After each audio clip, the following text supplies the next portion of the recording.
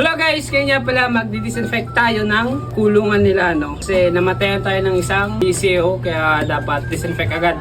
Lagay ko muna sila dito. Ayan. Diyan muna sila ngayon at i-disinfect ko yung kanilang kulungan using Zonrox, no? So, ito yung pang-disinfect natin guys.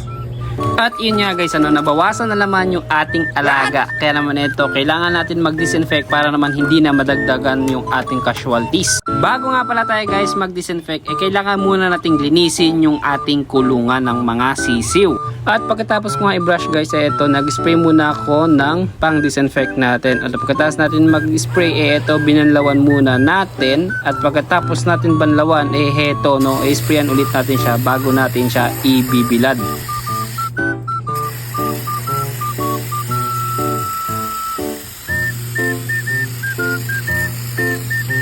After nga natin mag-disinfect, heto, pinag-sunbath muna natin yung ating mga alaga. Ayan, medyo madudumi na sila, kaya siguro nagkasakit na rin dahil madumi yung ating alaga. Kaya guys, ang advice ko sa inyo, palagi nyong linisin yung inyong kulungan.